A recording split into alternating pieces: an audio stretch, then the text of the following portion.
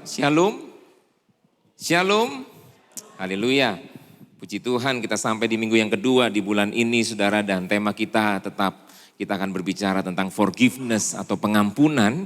Dan hari ini saya mau share saudara tentang forgiveness cost atau harga dari sebuah pengampunan. Saudara, saya memulai dengan satu quote dulu. Satu quote yang ditulis oleh seorang Timothy Keller, saudara. Di sana dikatakan begini, forgiveness while free to the recipient are always costly the giver. Atau saudara, bahwa pengampunan itu meskipun gratis bagi penerimanya, itu selalu mahal bagi orang yang memberikannya. Setuju katakan amin? Iya enggak saudara? Kalau kita melakukan kesalahan saudara sama orang lain saudara, ketika kita menerima pengampunan dari orang lain saudara, kita menerimanya secara free, gratis kita dapat. Tapi orang yang mengampuni kita itu bukan hal yang mudah untuk dia melepaskan pengampunan buat kita. Apalagi kalau kesalahan yang kita lakukan itu menyakiti dia. Ya kan? Dalam pasangan misalnya suami istri. Suami melakukan sesuatu kesalahan yang itu melukai hati seorang istri. Saudara, untuk istri bisa mengampuni suami, saudara, itu butuh perjuangan. Itu butuh sesuatu hal yang enggak mudah saudara. Kita mengingat kisah bulan yang lalu saya sharing saudara itu tentang Yusuf dan saudara-saudaranya. Ketika kelaparan terjadi, saudara-saudaranya Yusuf datang ke Mesir untuk beli makanan. Saudara, dan waktu itu ketemu dengan Yusuf, masih ingat cerita itu ya. Ketemu dengan Yusuf dan akhirnya Yusuf ngampuni mereka. Enggak sedang menagihkan rasa sakit hatinya Yusuf kepada mereka, enggak. Dia cuma menginterogasi mereka supaya tahu kabar keluarganya gimana, bapaknya gimana, termasuk si Benyamin gimana. Termasuk saudara ada yang sudah meninggal dari keluarganya, yaitu Yusuf sendiri. Ya kan? Tapi mereka ketemu dan Yusuf enggak menyatakan sakit hatinya. Dia mengalami sekian tahun penderitaan masa yang enggak mudah itu saudara. Itu dia mengalami itu dan dia rilis, dia melepaskan pengampunan buat saudara-saudaranya. Ketika ketemu dengan saudara-saudaranya bukan berarti dia mulai berpikir, ini dia waktunya, gitu enggak. Tapi dia dalam hatinya dia lepaskan pengampunan. Bahkan dia melihat bahwa ada karya Tuhan yang sedang digenapi. Walaupun sekian tahun Yusuf mengalami penderitaan, sudah dibuang di sumur, semuanya itu berawal dari mana? Dari yang dilakukan oleh saudara-saudaranya terhadap dia. Ya kan? Bukan hal yang mudah untuk Yusuf bisa mengampuni saudara-saudaranya. Jadi bagi orang yang memberikan pengampunan, itu free bagi orang yang menerima. Cuman bagi orang yang memberikan pengampunan saudara, it's costly buat orang yang memberikan pengampunan. Itu bernilai mahal, enggak mudah ya. Jadi pengampunan itu adalah keputusan untuk kita enggak lagi nuntut. Yusuf enggak lagi nagih tentang kamu gara-gara kamu loh. Aku ini jadi ngalami kayak gini gara-gara kamu loh. Aku tuh gara-gara kamu loh. Gara-gara enggak saudara. Bahkan waktu mereka tahu bahwa itu Yusuf, saudara-saudaranya tahu itu Yusuf. Ini aku Yusuf saudaramu, kan begitu kan waktu itu ceritanya. Mereka ketakutan sama Yusuf. Cuma Yusuf sini deket, mari deket. Jangan takut. Karena maksud pemeliharaan kehidupanlah. Ya kan? Engkau membuang aku dan aku mendahului kalian ada di tempat ini. Saudara, jadi pengampunan adalah sebuah keputusan untuk kita mulai enggak nuntut, enggak lagi meminta orang untuk bertanggung jawab apa yang dia lakukan, enggak, sudah lepas. Enggak lagi menuntut untuk dia harus bayar dalam tanda kutip hutangnya dia, hutang perbuatannya dia yang menyakiti saya. Enggak lagi menuntut seperti itu saudara. Keputusan untuk menyatakan saya membebaskan orang yang menyakiti saya dari apapun yang dia menyakiti saya dan menganiaya saya. Saya tidak akan menuntut apapun dari dia, bahkan setelah apa yang dia lakukan kepada saya. Itu namanya mengampuni. Sampai sini bisa ngikuti saya, katakan amin. Amin. Itu orang ngampuni. Bagi kita yang menerima pengampunan, it's free. Tapi bagi orang yang memberikan pengampunan, saudara, itu bernilai mahal.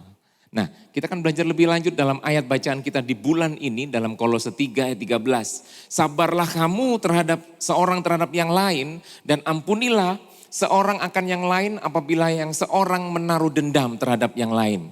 Sama seperti Tuhan telah mengampuni kamu. Kamu perbuatlah juga demikian. Jadi saudara, waktu firman ini berkata sabarlah kamu seorang terhadap yang lain, ampunilah seorang terhadap yang lain. Saudara perhatikan ini.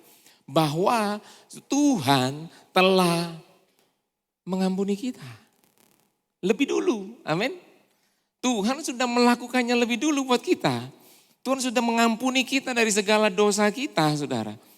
Ya kan? Dan ini hal yang pertama, atau ini justru ini menjadi dasar. Apa yang membuat kita bisa ngampuni orang, ini harus kita pahami dalam hidup kita, saudara. Bahwa yang pertama adalah begini, Tuhan lebih dulu mengampuni kita. Yang setuju katakan amin. Jadi kalau Tuhan berkata ampuni satu dengan yang lain, saling memaafkan, saling mengampuni. Tuhan sudah melakukannya lebih dulu buat kita. Filipi 2 ayat 5 sampai 8, sudah bisa buka ayatnya, sudah bisa baca di rumah. Tetapi di sana ada 3 poin yang terutama, yaitu dia adalah pribadi yang meninggalkan surga mulia. Dia tinggalkan surga mulia. Na na na na na na. Liriknya na na na itu ya. Tapi dia tinggalkan surga mulia. Dia turun ke dunia, saudara. Dia jadi sama dengan seorang hamba. Dia mengambil rupa seorang hamba, dia mengosongkan dirinya. Kesetaraan dengan Allah bukan milik yang harus dipertahankan. Enggak ditaruh itu. Dia tinggalkan surga mulia, dia turun ke bumi. Firman jadi manusia, Allah menjadi manusia melalui Yesus. Ya kan, dia mengambil rupa seorang hamba, bahkan dia mati sebagai penjahat di atas kayu salib. Ya kan, salib juga bicara tentang terkutuk. Terkutuklah orang yang tergantung di atas kayu salib. Jadi dia mati sebagai orang yang terkutuk. Bagi siapa? Bagi kita. Untuk apa? Untuk mengampuni kita. Untuk mengampuni semua dosa yang kita lakukan. Amin. Semua dosa Tuhan ampuni, Tuhan tanggung di atas kayu salib. Dan ini saudara, ini adalah harga yang dibayar oleh Yesus, saudara. Untuk dia mengampuni setiap kita. Saudara, kasih karunia anugerah membuat kita diampuni. It's free. Amin. Kita menerimanya secara cuma-cuma. Tapi saudara perlu mengerti bahwa harga yang Yesus bayar adalah dia tinggalkan surga mulia. Dia ambil rupa seorang hamba. Dia mati di atas kayu salib. Sampai di atas kayu salib dia pun melepaskan, mengampunilah mereka. Mereka tidak ngerti apa yang mereka lakukan. Sampai dia berkata, it is finished. Selesai. Dan itu yang dia bayar. Untuk akhirnya setiap kita, saudara dan saya di tempat ini, kita beroleh pengampunan. Amin. Saudara, ini yang Yesus lakukan. Makanya begini saudara, kalau sampai ada kita, orang-orang percaya, yang tidak mau mengampuni saudara, maaf, kebangetan saudara. Ada sebuah kisah ya, ilustrasi dalam Alkitab di dalam Matius 18 ayat 23 sampai 34. Ini kemarin waktu yang ikut morning prayer ya, ada matematikanya. Ya, Kak Daniel membawakannya dengan sangat baik. Jadi saudara, di dalam Matius 18 ayat 23 sampai 34, di sana itu dibilang kerajaan Allah itu seumpama raja, dan ada orang yang berhutang kepada raja, hutangnya itu berapa? 10.000 talenta, saudara. Ada orang yang berhutang kepada raja itu 10.000 talenta. Nah kalau dikonversi dengan dinar itu 6.000 dinar. 1 talenta itu 6.000 dinar. Nah dinar itu adalah upah orang bekerja 1 hari. Sehingga ketika dia berhutang 10.000 talenta itu artinya 60 juta hari untuk dia bekerja. Nah 60 juta hari itu kalau dikonversi kepada tahun, ketemunya itu sudah 164.000 tahun bekerja. Pertanyaannya saudara, umur manusia paling panjang berapa? Saudara? Sampai 164? Bekerja loh ini saudara. Ya usia balita berapa itu kan belum bisa bekerja saudara. Walaupun dia bisa bekerja sebagai seorang siswa. Tapi kan ini kan ngomong soal dapat penghasilan saudara. Ya kan 164 tahun. Makanya sebenarnya itu sebuah ilustrasi bahwa ada hutang yang gak bisa dibayar. Yang gak terbayarkan saudara. Yaitu apa? Dosa. Amin. 10.000 talenta dosa. Dan dari Matius 18 ayat 23 sampai 24 kita bisa melihat hanya belas kasihan raja. Ayatnya bilang, karena raja menaruh belas kasihan, makanya dibebaskan dari hutang orang itu, saudara. Cuman sayangnya ketika keluar dari kerajaan, saudara, dia ketemu dengan orang yang berhutang 200 dinar. Dia nggak mau ngampuni, saudara. Nemen sekali, kebacut, saudara ya, dalam Matius ini, saudara. Ada orang yang dia ketemu dengan orang nggak mau ngampuni. Dan akhirnya raja bilang apa? Algojo, wah ambil orang itu. Dan seperti itu, saudara. Aduh, saudara, ini sebuah kondisi yang ayo jadi perenungannya kita. Kalau hari-hari ini kita sedang bergumul ya tentang yang namanya pengampunan, saudara. Ayo kita melihat Yesus sudah melakukannya buat setiap kita. Pengampunan yang dibayarkannya bagi kita. Saya menyebutnya 4T. Bukan tempe, tahu, telur, terong, bukan saudara ya. Itu penyetan. Tapi ini saudara 4T ini Yesus melakukannya bagi kita. Yang pertama adalah tanpa batas. Amin. Bukan masalah waktu. Rentang waktunya memang betul. Mulai dari sekarang sampai selama-lamanya dosa ditanggung oleh Yesus. Betul ya. Tapi tanpa batas di situ juga berarti bahwa dia menunjukkan pembayaran dosa, menebusan dosa itu sampai dia mati di atas kayu salib. Filipi tadi bilang itu. Tanpa syarat saudara, hanya karena belas kasihan, bukan karena baik-baiknya kita. Kita diampuni bukan karena baik-baiknya kita. Bukan karena apa yang kita lakukan. Bukan karena kita, saudara, enggak. Tapi semata-mata karena dia berbelas kasihan kepada kita. Yang setuju katakan amin. Amin. Cuman karena raja itu berbelas kasihan sama kita. Hanya karena belas kasihan.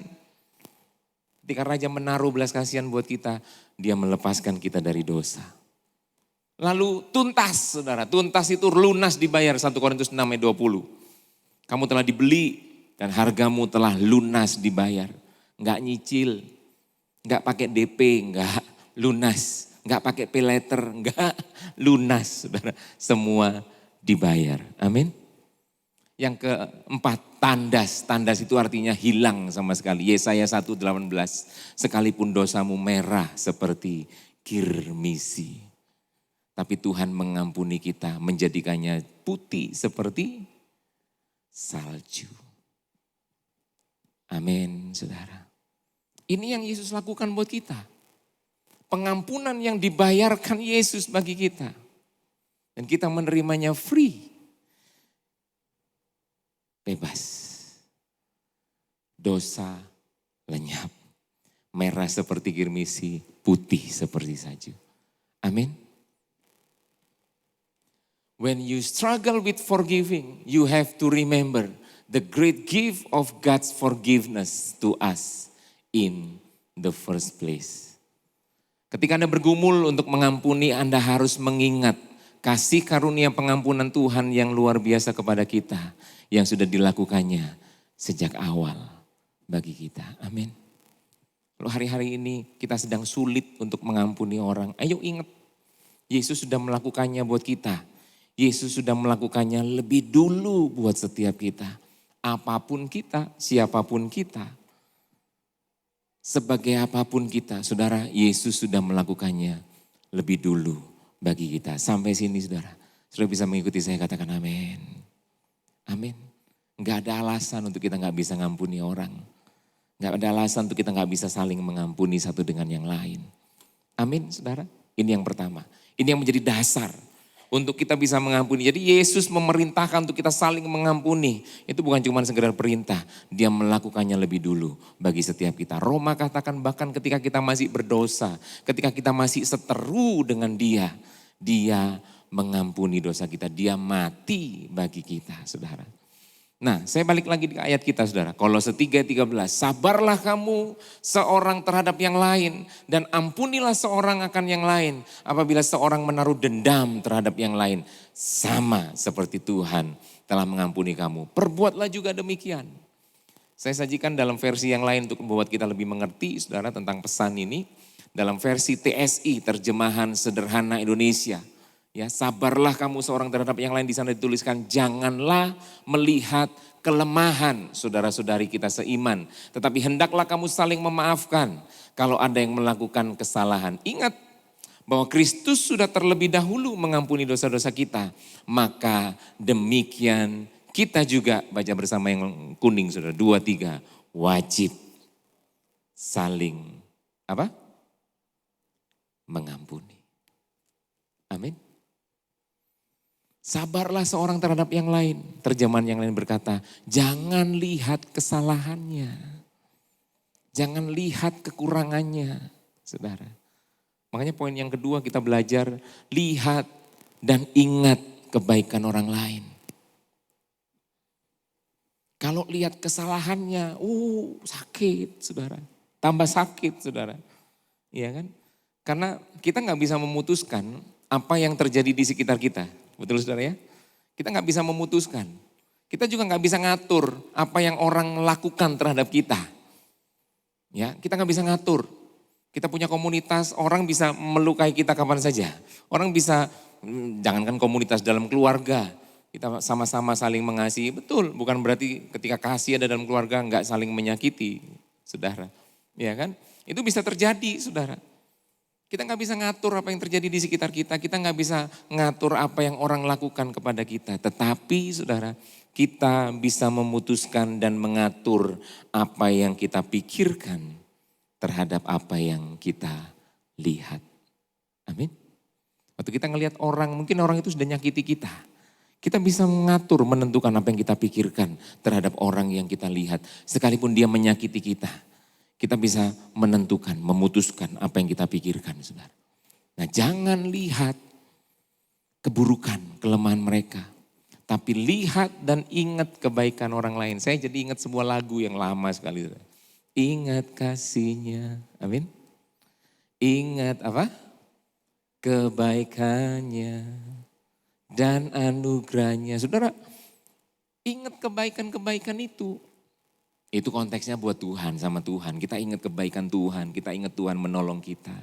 Tapi saudara, dengan sesama pun saya percaya, ketika orang mungkin jahat sama kita, menganiaya kita, mengecewakan kita, menyakiti kita, saudara. Dia pernah melakukan hal yang baik buat kita. Amin. Itu yang harus kita lihat. Jangan lihat kelemahan, saling memaafkan. Dan saudara jangan lupa, saling mengampuni itu adalah sebuah kewajiban untuk kita lakukan. Saya ingat Pak Arifin pernah khotbah dan dia menyampaikan satu ilustrasi, saudara. Itu ilustrasi yang kena banget sama saya. Banyak orang itu nggak sadar, dia itu kayak pakai tas ransel, tapi pakai ranselnya itu di depan. Saudara bisa bayangkan ya, tas ransel bukan di belakang, tapi di depan. Lalu ketika dia berjalan menjalani kehidupan, ada orang-orang yang menyakiti dia. Seolah-olah dia kayak ngelempar sampah sama dia. Cuman sama orang ini saudara, karena tas ransel di depan, sampahnya ditangkep, dimasukkan tas di depannya. Jalan lagi, ketemu lagi sama orang yang nyakiti dia. Lempar lagi, tangkep sampahnya, dimasukin di depan. Lalu jalan lagi, ketemu dengan orang lain, dilempar lagi saudara. Ketemu orang nyakiti kita, ditangkep lagi, taruh di depan. Nah waktu kita lagi sendirian gak ketemu orang, sampahnya diambil dicium-cium. Aduh, gitu. Dicium-cium, banyak kita nggak sadar, kita melakukan itu. Yang dicium bukan sesuatu yang harum, sesuatu yang enak. Yang dicium apa? Sampah. Jadi kalau kita muntah gara-gara itu salah kita sendiri saudara. Karena kita cium-cium sampahnya, saudara ya. Nah kita jangan melihat kesalahan, mengingat-ingat kesalahan. Ada ilustrasi yang lain, kalau ada orang berbuat salah sama kita, itu tulisnya di pasir. Jadi gampang dihapus, kena ombak hilang. Tapi kalau orang melakukan kebaikan sama kita, tulisnya di mana? Di batu, supaya itu tahan lama. Jadi kita bisa lihat selalu dalam hidup kita. Amin, saudara. Jadi yang kedua ini saudara, kita belajar ingat kebaikan orang. Waktu kita ngelihat orang ngebut ngotong kita, shoot gitu ya. Nah, kita mulai bisa mikir, wah ini orang kurang ajar. Ini orang kurang ajar, ini paling SIM-nya beli nih. Kiloan mungkin belinya misalnya begitu. Wah ini orang, waduh ini. Tapi kita bisa juga punya pemikiran yang begini. Waktu dipotong seperti itu, oh mungkin ada yang darurat ya. Mungkin ada yang darurat. Mungkin dia sedang nganter istrinya sudah ketuban pecah misalnya begitu. Jadi mesti kenceng. Nah ya kan. Tapi apa yang kita pikirkan itu membuat kita meresponi kondisi yang terjadi di sekitar kita dengan cara yang berbeda. Kita gak perlu lagi jadi orang yang gampang marah, sumbu pendek dan sebagainya. Enggak perlu. Tapi kita menjadi orang-orang yang lebih bijaksana tadi Pak Arifin bilang. Jangan reaktif. Jangan ada apa-apa langsung gitu, enggak. Kita belajar lebih responsibel. Kita punya ability to respond. Nah itu kan. Jadi kita mulai punya pemikiran yang lebih baik. Lihat kebaikan. Dan bukankah Filipi 4 ayat 8 juga berkata segala yang baik, segala yang manis, sedap didengar. Alkitab bilang apa? Pikirkanlah semuanya itu. Amin saudara. We forgive not because they deserve forgiveness. Karena kalau kita ngelihat orangnya, ini orang gak layak Pak diampuni Pak. Kesalahannya itu Pak, ya ampun, bolak-balik Pak. Dan dia itu, nyakiti saya sedemikian. Nah ini saudara, ingat ini. We forgive not because they deserve forgiveness, but because we deserve peace and to be set free. Amin. Jadi kita mengampuni, itu bukan karena orang yang menyakiti kita itu layak diampuni, bukan tentang itu. Tetapi karena kita itu layak menerima damai sejahtera dan layak dibebaskan dari hal-hal yang mengikat kita, saudara. Saudara bayangkan kalau orang yang nyakiti kita, ternyata dia gak sadar dia sedang nyakiti kita, saudara. Jadi dia fine-fine aja. Kita yang semakin nyakiti, sampahnya dicium-cium tadi itu kan. Ngambil sampahnya lagi depan, dicium-cium lagi sampahnya. Padahal orangnya gak nyadar bahwa dia sedang lempar sampah sama kita. Terus bayangkan, orangnya meninggal. Saudara kita gak sempet beresin sama orang itu. Kita akan semakin terikat saudara dalam rasa sakit, bitterness, saudara, kepahitan, rasa unforgiveness, rasa yang kita belum melepaskan pengampunan, bahkan itu sampai seumur hidup saudara. Saudara, sangat ironis kalau kita melewatkan waktu umur kita, sepanjang umur kita, hanya untuk kita terkekang dengan rasa sakit, pahit yang orang lain lakukan kepada kita. Karena itu, we forgive not because they deserve forgiveness, but because we deserve peace and to be set free. Amin. Sampai sini bisa ngikuti saya katakan amin saudara. Amin. Jadi putuskan pengampunan bukan karena mereka layak. Pengampunan tidak bisa terjadi kalau kita bersifat pasif, jangan bersifat pasif. Ayo kita aktif saudara. Dan menunggu pelaku untuk minta maaf sama kita lebih dulu, enggak perlu. Karena kita deserve untuk apa? Ada peace, damai sejahtera. Ada kasih yang menguasai kita. Amin saudara. Sukacita yang memenuhi hati kita. Ada itu semua. Kita deserve, kita sebagai anak-anak Tuhan. Kita layak, kita pantas untuk menghargai hidup kita. Hidup yang sudah ditebus oleh Sang Raja. Hidup yang sudah diampuni oleh Sang Raja. Jangan isi dengan hal-hal yang buruk saudara, hal-hal yang negatif. Tapi kita isi semuanya dengan peace, set free, isi dengan sukacita, damai, sejahtera. Kita perlu bahkan kalau perlu kita punya pemikiran bahwa orang yang nyakiti kita gak akan minta maaf kok sama kita. Kadang-kadang kita perlu.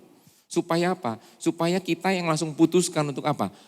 I forgive you, it's okay. Saya lepaskan pengampunan. It's free for you. Cost buat saya sih memang saya harus bayar sih itu memang. Tapi itu membuat saya punya peace and set free. Amin saudara. Yang mau katakan amin. Amin.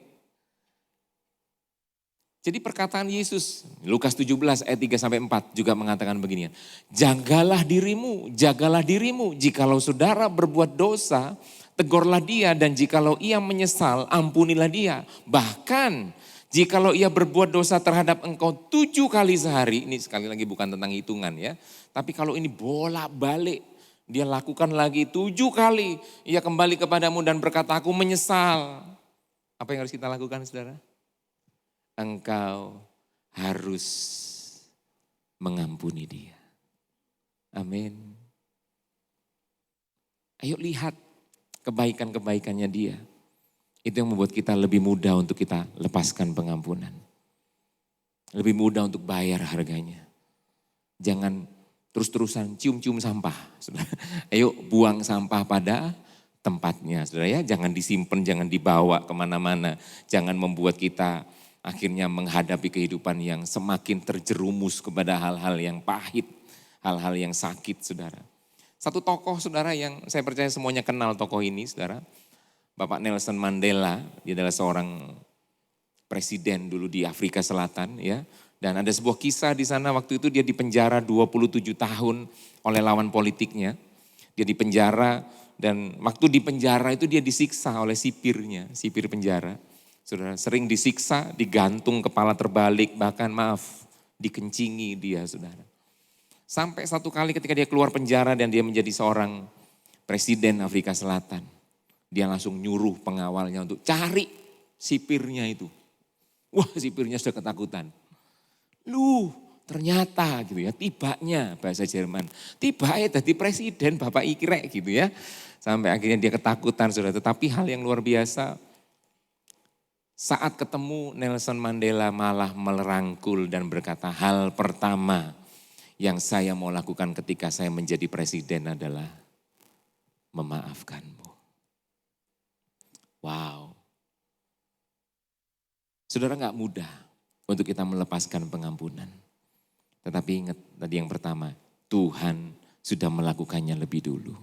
Dan yang kedua, saudara, lihat kebaikan demi kebaikan yang orang sudah lakukan dalam kehidupan kita. Amin. Lakukan pengampunan. Yang ketiga, yang terakhir saudara. Yang ketiga kita belajar.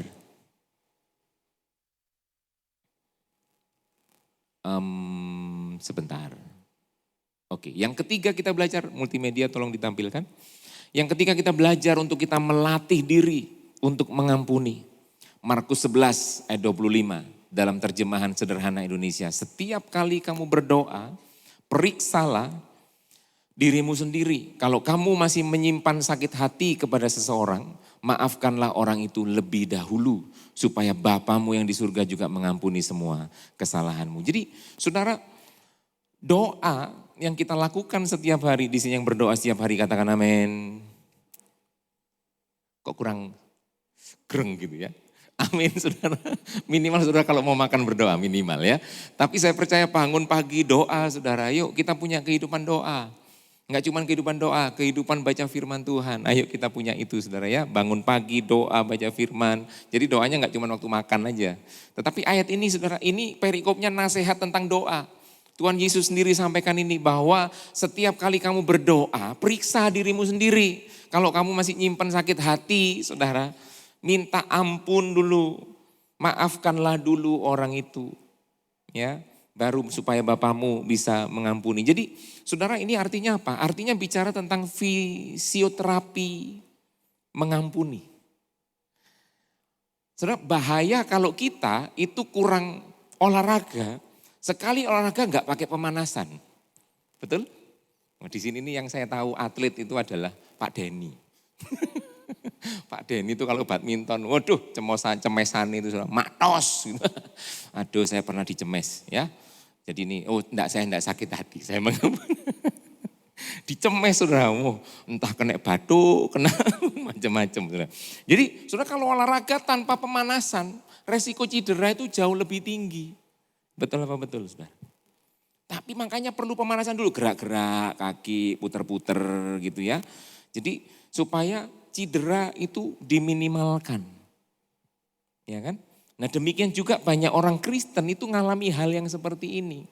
Karena setiap kali kalau doa, pola pikirnya adalah gini. Kalau doa itu yang penting adalah ini, Tuhan aku butuhnya itu ini loh Tuhan.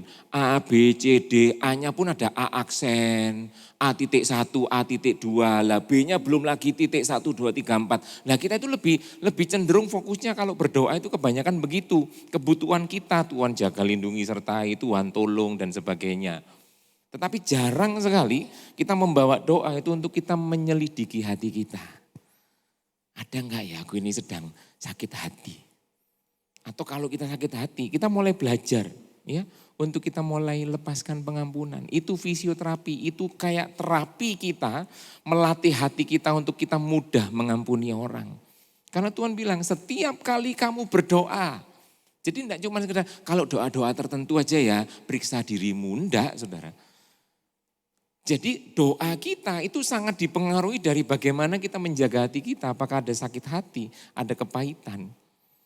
Hati kita mesti dijaga, lepaskan pengampunan dulu. Baru doa kita bisa nyampe kepada Tuhan. Amin saudara. Ya kan? Jadi ucapkan kasih melalui doa, Tuhan aku mengampuni orang itu. Itu dulu aja. Jangan langsung, harus ditemui orangnya. Waduh ketemu masih sini cekot-cekot saudara. Wah bisa tambah akhirnya new season untuk akhirnya kita sakit hati sama orang itu.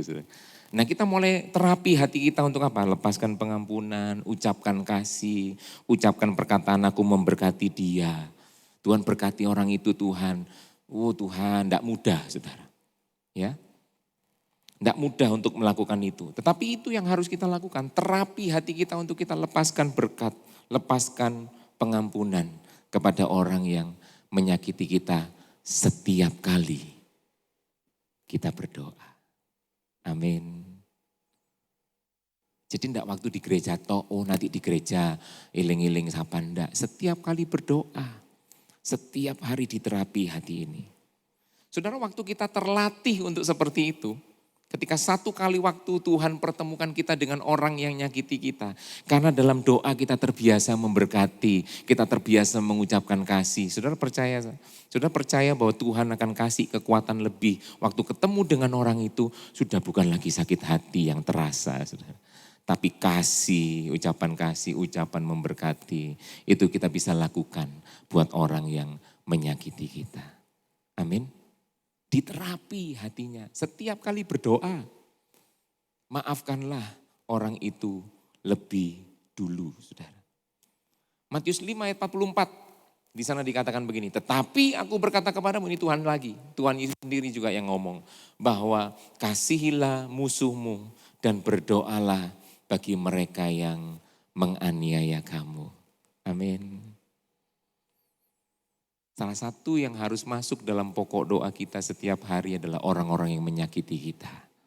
Lepaskan pengampunan, lepaskan berkat buat mereka, saudara. Sehingga semua yang terbaik saya percaya akan terjadi dalam hidup kita. Kita enggak kehilangan damai sejahtera waktu kita ketemu dengan orang yang menyakiti kita. Kita enggak kehilangan sukacita waktu kita ketemu dengan orang yang menyakiti kita. Karena kita sudah menterapi hati kita untuk kita lepaskan pengampunan. In the process of healing a wounded heart, forgiveness is always the best painkiller.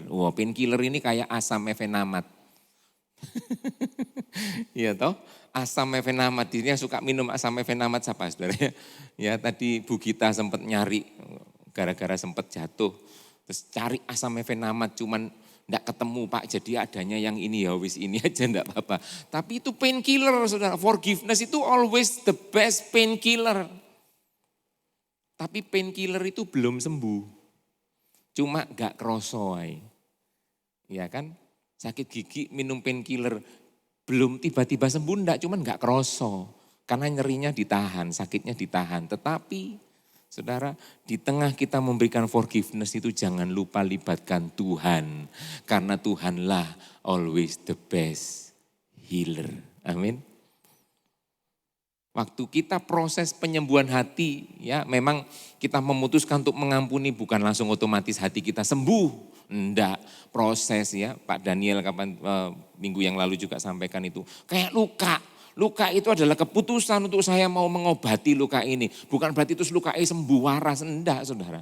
Lukanya masih ada. Tapi terus menerus dikasih obat. Kasih obat, kasih antiseptik, kasih antibiotik, harus dirawat dan seterusnya. Lukanya butuh proses, butuh waktu untuk sembuh. Dan dalam proses penyembuhan hati yang terluka, pengampunan itu always the best painkiller. Ya. Dan Tuhanlah, Allah lah sendiri yang selalu menjadi penyembuh yang terbaik. Amin, saudara. Ayo kita belajar, kita latih hidup kita, saudara. 3 hal ini yang kita pelajari hari ini. Tuhan lebih dulu membayarnya bagi kita, harga pengampunan. Itu yang harus selalu kita ingat. Saya undang worship leader, pemain musik, boleh maju ke depan. Saudara, itu yang kita harus ingat, Tuhan lebih dulu bayar harganya buat kita. Tuhan lebih dulu melakukannya buat kita. Makanya lihat juga kebaikan-kebaikan orang. Orang tidak selalu jahat sama kita, ada kebaikan. Ya, kadang-kadang orang menolong kita di masa-masa kita sulit. Tuhan datangkan orang-orang yang menolong kita. Latih, nah ini dia yang paling penting. Ayo pulang dari tempat ini saudara, kita melatih hati kita. Selidiki dulu hati kita. Kita sakit hati sama siapa? Ya kan? Kita sakit hati sama siapa?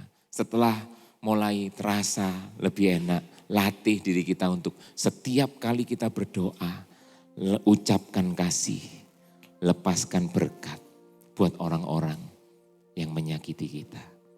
Saya percaya kehidupan kita akan semakin merasakan damai sejahtera. Ada kasih yang terus memerintah hidup kita. Sehingga di dalam semua yang terjadi, kita tidak jadi orang-orang yang terperangkap dalam sakit hati, dalam kepahitan. Tapi hidup kita semakin memancarkan kasih Tuhan ada di dalam setiap kita. Mari kita angkat satu pujian.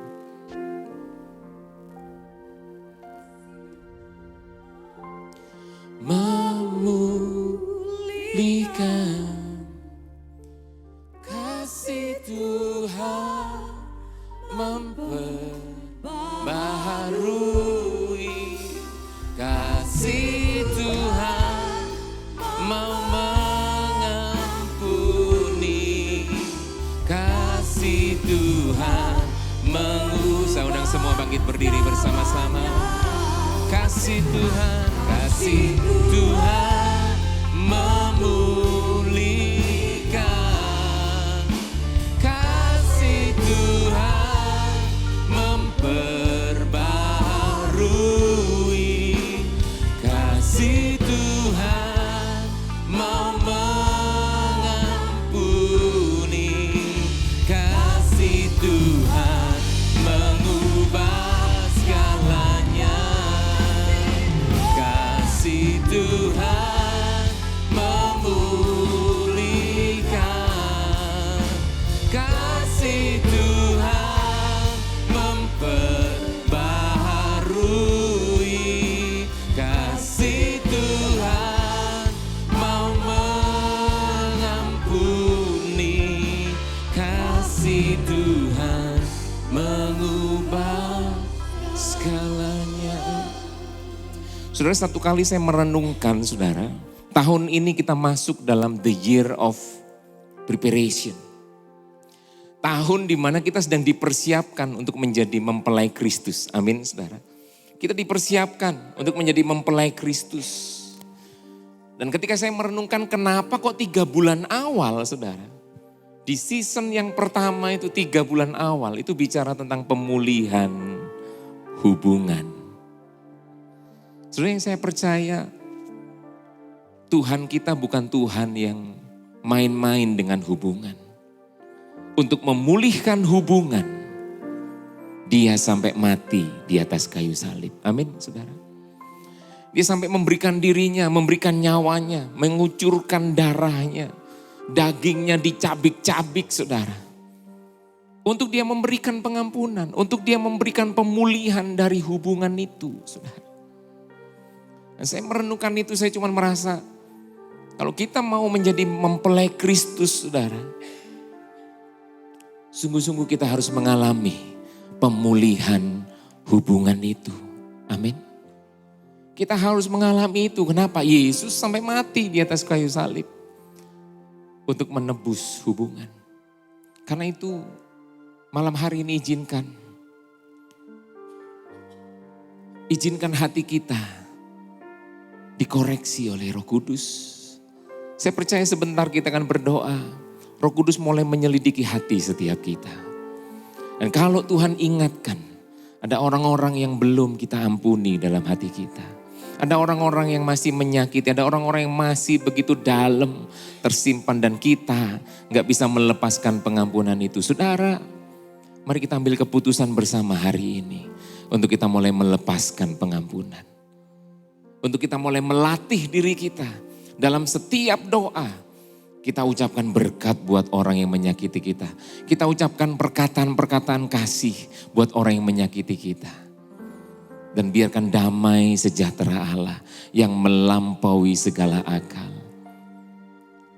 memenuhi hati kita. Dan kasih-Nya yang begitu besar meluap dalam hati kita. Amin, saudara.